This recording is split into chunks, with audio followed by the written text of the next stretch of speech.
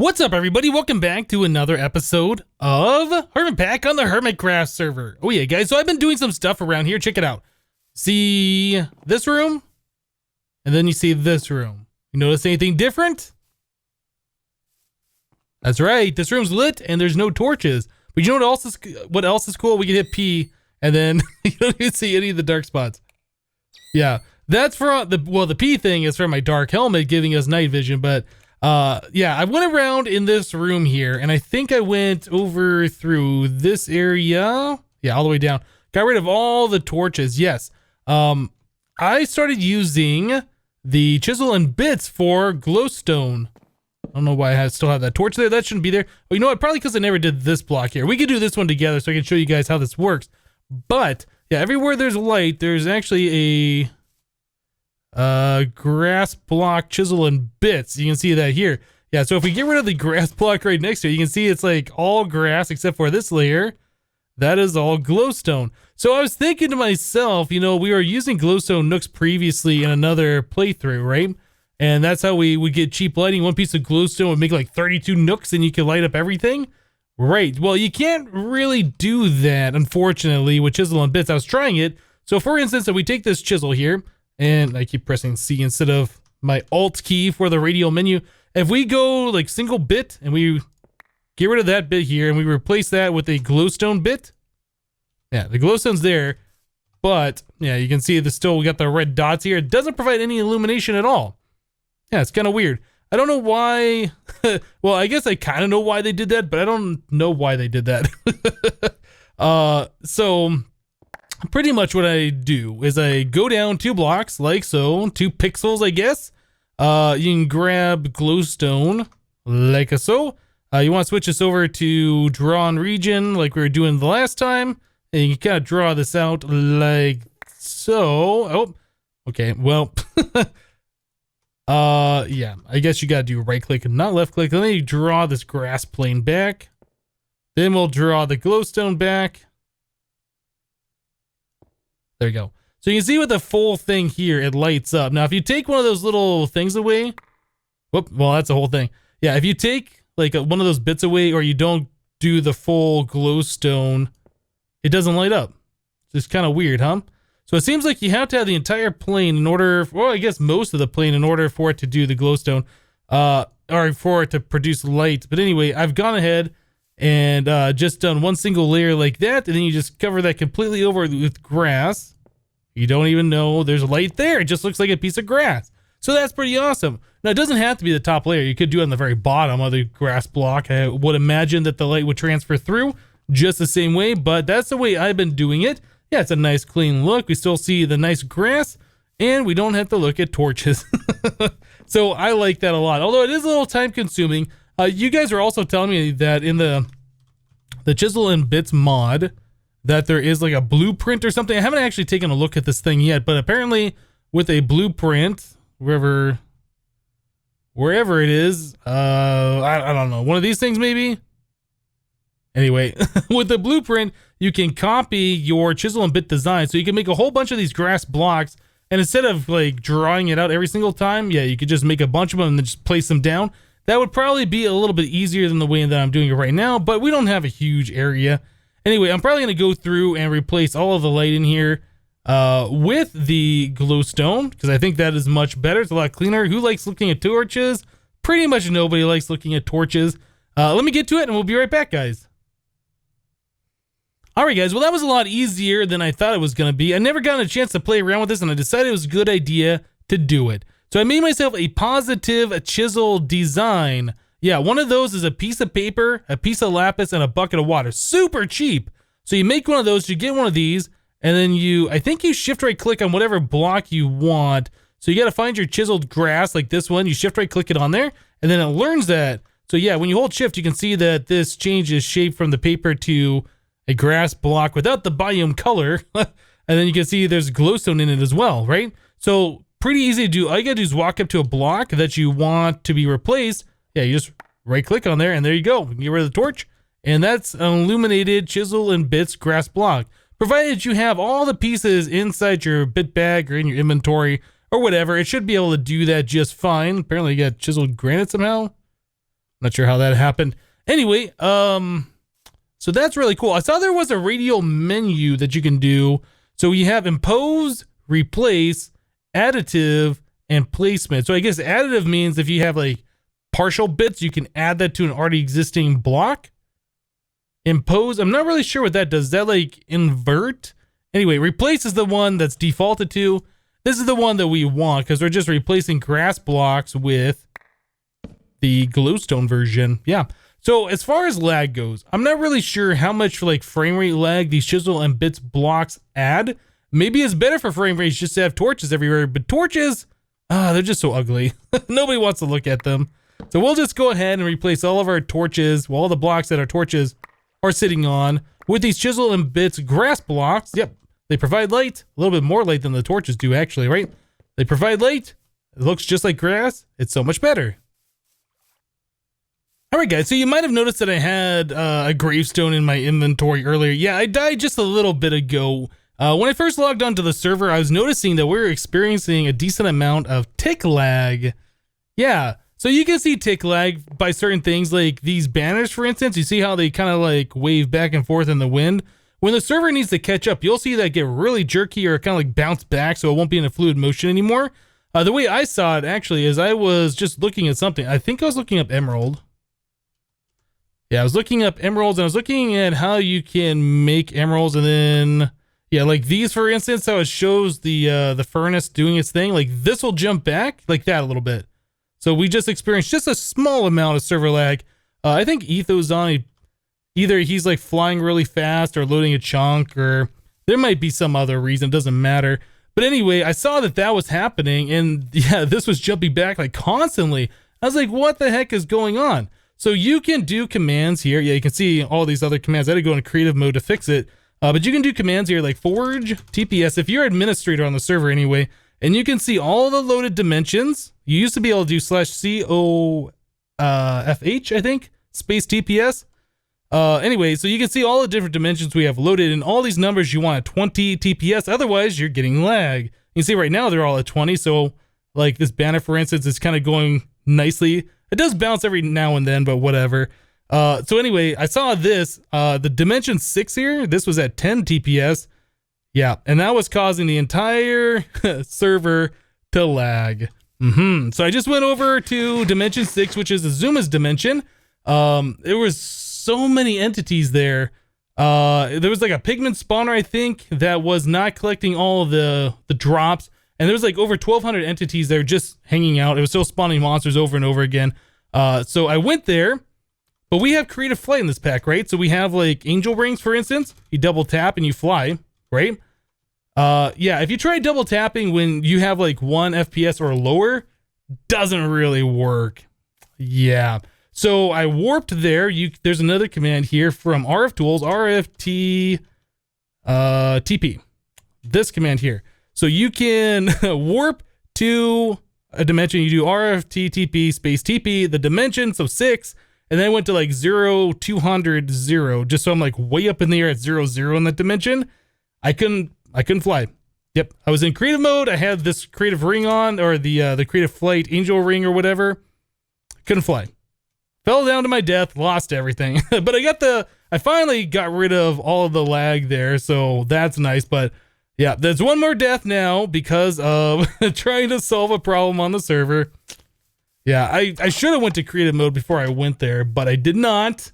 I wasn't expecting to not be able to fly.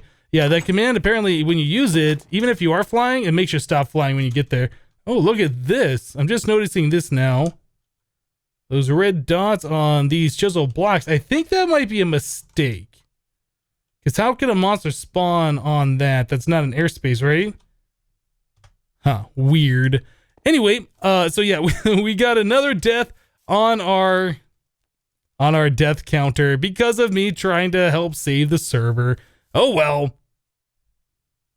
All right, guys, so another thing that I want to work on today, we have collected a lot of ores, right? Yeah, we've collected all of these ores so far from our quarry, but they're just sitting there in the ore form. We need to get these things processed. I would like to start using refined storage to help get that done. Also, we have our machines laid out in such a way that's like really bad. Yeah, I kind of want to move these over 3 blocks. We don't have enough room for all the machines here, so we might do a second layer up top. I'm not sure, but I want the Ender IO machines here, and I want the Ender IO machines to process our ores. So I want to use refined storage to make an interface. The interface is going to sit on top of our sag mill here. The sag mill we're going to have set to input from the top, so it can pull blocks from the top, right? And we're going to pull blocks from the interface. If this thing ever gets made, will that get made? What are we waiting on? And it's almost done. Now it's done. Okay. Yeah, so with the interface sitting on top of it, we can set the export, so we'll have items down here ready to be pulled out. We can set the filter here. Actually, let's just go ahead and do something like this so we can see it better. So yeah, we can put like copper ore here. Oh, and that's, we want copper ore there. Dang it. And that will provide the ore here. So when that's sitting on top of the sag mill, it should see this and be like, hey, we got ores. It'll start slurping that into itself, crushing it down, and then we can have it auto eject over into our alloy smelter here, which will do the processing. Now, as far as this goes, I guess we could put like an importer or something on the bottom of this and pull it back into our refined storage system. I guess that would work pretty well. I haven't tried doing this yet with the refined storage, so we'll go ahead and check this out, see if there's any other quirks about this particular mod that I don't know. And then I think this spot right here, we're gonna fill up full of more of these crafters, and I'll have to make some more of these chisel wood planks sound like this. But yeah, I think that's what we're gonna do. So let me do a little bit more here off camera, and we'll be right back, guys.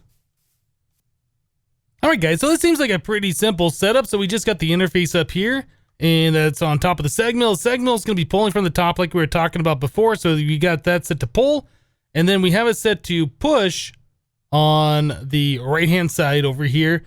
This is set to just push to the top. So once it's done processing stuff, it should push it up to the top into the item conduit here, which is going to go back into the interface. I believe that's how that's going to work. And yeah, we should have a complete cycle. So let's go ahead and give this a try. Yeah, I've been messing around with chisels and bits. I've been trying to get rid of all the bits that we had in our bit bag here. And now I got like random bits everywhere.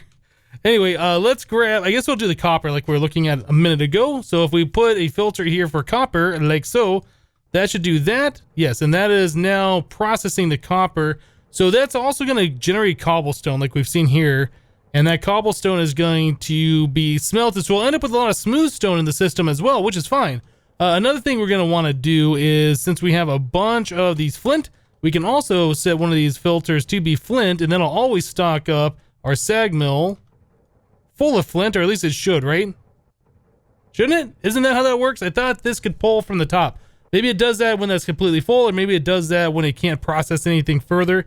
I'm really not sure how that works. Maybe flint has to be the first one. Let's try moving this a little bit. So if we do that, and we do that, do this.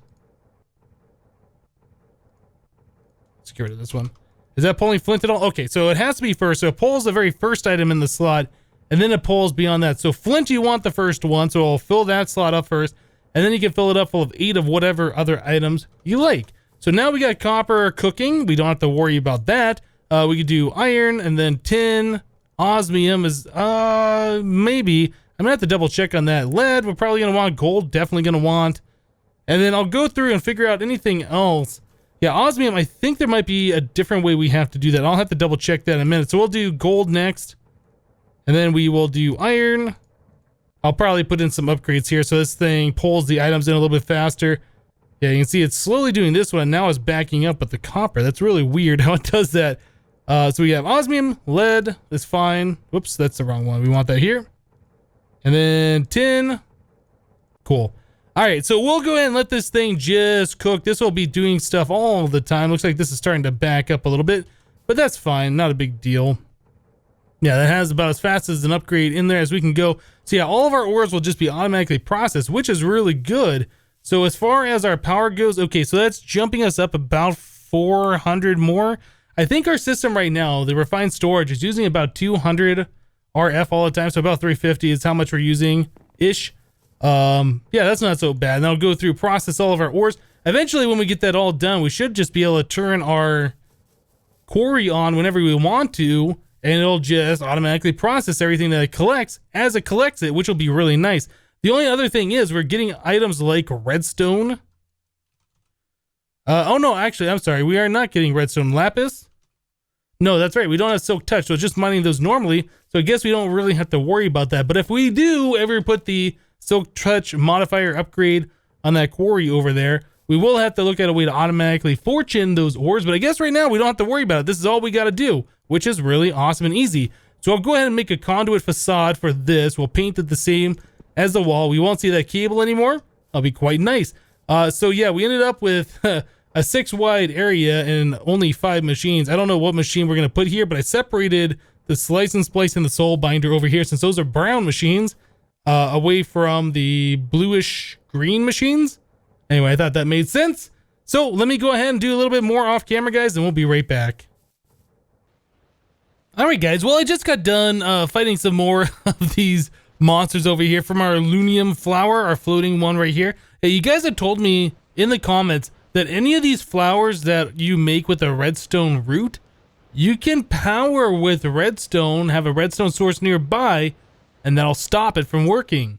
Yeah, so I can turn this thing on and off just by flicking this lever, which is pretty cool. So yeah, if I flick that on, we'll get a monster. There's a spider. I can turn it back off. We don't get any more monsters. Let me just go ahead and kill the spider real quick. There we go. Cool. Yeah, we're getting a bunch of this different stuff. Now, I was hoping to get some more things. I think there's other upgrades that you can get, like a crafting table upgrade or whatever for your inventory. So when you go in here, you get another button so you can open up a 3x3 crafting grid. And unfortunately, I haven't been able to get one of those upgrades. We did get some more of these ender bombs, which we saw before, and a whole bunch of this various other stuff, which we've pretty much seen all of this stuff before. We got some of these illuminating wands, which I assume right click on a block to spawn light. Yeah, I don't know if I've actually seen that work before, but I'm sure we can figure out what that does. So anyway, we got lots of good stuff. Yeah, I was trying to see if we can get any more unique things and haven't really seen anything else. But then I was over here, I was like, you know, the ocean looks pretty clear. And I realized, yeah, I had that night vision on, right? From our dark armor. And that got me to thinking, you know, in the ocean here, there are treasure chests that spawn. Yeah, there's one right here. I've been meaning to show these a while ago and I never did. But yeah, you get these random treasure crates. These are from actually additions. I think you can right click on them to open. Yeah, so we just got puffer fish, a fish, and then 3 gold ingots, which is pretty cool. I like that. So you can kind of fly around in the local oceans nearby and collect stuff. I did see that there is one of these things right here. I think this is like a nature core kind of a thing. I think it's from random things. I think. I don't remember. So yeah. Oh, you know what? I thought shift right click. We got that in your inventory, but I guess not. Oh, I'm drowning. Let me go back up here real quick, up to the surface. Okay, so what do we get here? We got some beans. We got some magic beans, blue orchids, vines, and potatoes. Yeah, you can get a bunch of different random stuff out of those things. I don't know why this is not breaking. Or do you have to shift right click on the lock? It says it's just a normal chest, so I'm not sure what the deal with that is. Can I break it? Oh, that's going to take forever. I'm going to run out of air before we do that. You know what? Let me do one of these numbers. Now, I'm curious, actually. Does that not break it because there's not a block underneath it? Shift right click? No. So the other ones, like if you shift right click on them, they just break. This is an actual chest. Oh, you know what? This is a nature chest. That's what the difference is. This is a chest that spawns because of this nature core thing. Go on, get some more food. So that is different than the other loot that we've seen underneath here. Okay, so that makes sense now. Yeah, that had me confused. I thought that was just another one of these random loot crates that you can find. That's why you can't right click on it. There's one there and one here. Yeah, you get them all over the place, and they just got all sorts of random stuff in here. Yeah, okay, so look at that. We get salmon. Salmon is a thing that we needed for making those extra hearts, and I am still interested in doing that. So let's pop open this other one that I can see right here, and I'll probably go through and check out a few more a little bit later. We got some name tags off that one. Another one of these, whatever jams those are. Clownfish, raw fish, yeah, all sorts of good stuff. So yeah, those loot containers, those loot crates or whatever they are, I didn't see what the actual name is, are not so bad, and they just spawn with the normal terrain generation. If you can see underwater, yeah, you should be able to get to them pretty easily anyway. So extra heart containers are a thing that I wanted to work on, and oh my goodness, the frames. This happens every once in a while. The frames just get wonky. F3A maybe? I'm not sure what's going on. Something's hurting our frames here. Oh, it's better. Okay. Yeah, so the extra heart things are what I wanted to look at as well. I forget what it's called. Heart container, right. So we needed emeralds, pumpkin pie, raw rabbit, and all this other stuff here. I needed to go get myself a cow. If we're going to make cakes, I want to be able to get milk. And I believe, yeah, right here, we can see that you can use fresh milk for that too. Fresh milk, I believe you get a milk bucket in your inventory. You can turn it into 4 of those. I think we did that a little while ago. But I would like to get a cow over here and see if we can automatically milk it and turn that milk bucket into the 4 of the fresh milk. That way we save the iron. Yeah, and the other ones, you get 4 times as much. So let me go ahead and get some more stuff done here and get a soul vial. See if we can catch ourselves a cow, and we'll be right back, guys. Alright guys, so I went and I got myself a cow and a soul vial. So what we want to do is be able to extract milk from the cow, and we want to convert that milk into fresh milk. Yep, so that's what our current plan is right now. So I got myself a mechanical user. This is a block from Extra Utilities 2. So it's kind of like an autonomous activator. You got a lot of different options here. By default, it says generic click. You got place block, use item on block, activate block with item, use item, entity. Right, so those are the options here. We can left or right click, and then we can say random slot, upper left slot only. And that's the only 2 options. Then we can also do redstone signal, and then it's got speed upgrades. I'm not really sure what the speed upgrades actually do. I'm sure that they speed it up somehow. I just don't know how. Anyway, so those are the different options we have. Now, there is a problem with using the mechanical users and FTB utilities. If we go to claim chunks here, you can see that we are inside areas that are claimed by the Hypnotizd team, by me, right? So normally the mechanical user won't be able to do anything here because it's like, hey, I can't do anything. These blocks are protected. So there is a command you can do. It's this one right here, /FTB team config ftbu.fake_players space true, right? So it's saying, hey, there's a, what is this thing? A mechanical user. It's a fake player. Allow it to do stuff in my chunks. Okay, so that's what that does. So I just enabled that to true. So let's place down our cow and let's check this out. So we'll put some fences around like this to keep the cow contained. The cow might jump up here. You know what? I need a block. Let me grab some kind of a cobblestone or something like that. That should be fine. Maybe, yeah, I don't know if the cow's gonna be able to pathfind through there. I don't think so. So anyway, we can put the cow right here. Cow, yep. So on here, we want to put a bucket in the upper left slot. So we'll set that to upper left slot. We want to set this thing to entities. So it's going to look for an entity. It's going to use the item in the upper left slot, which is the milk. And then it's going to right click on it. Okay. So pretty simple. You can see that our bucket turned into milk. Pretty easy. So we're also going to want some item conduit. Yeah, I think we're gonna do that, and then we will do a mechanical crafter, another extra utilities machine right next to it. And this is just a crafting grid, nothing super special here. So what we can do is take our milk bucket out. We can put it back like this, and you can see it's gonna turn the milk into this fresh milk, right? Okay, so now we gotta do a little bit of configuration here with our item conduits. So we want to set this to both in and out. We want to insert and extract. We want always active. In fact, we're gonna need to get ourselves a filter. Let's see, I think we need 2 of these. The auto crafting, so good. I don't know, what is this one set to? I don't think it says what it's set to. Okay, so we want to extract on this one. Let's see, we want to extract fresh milk, whitelist, right? Okay, and then that's gonna be always active. Insert on green, that's fine. Okay, so this one we want to set to in out as well. In out, we want to extract the empty bucket, which we don't have here. Can I drink this? Okay, so we want to extract the empty bucket from here.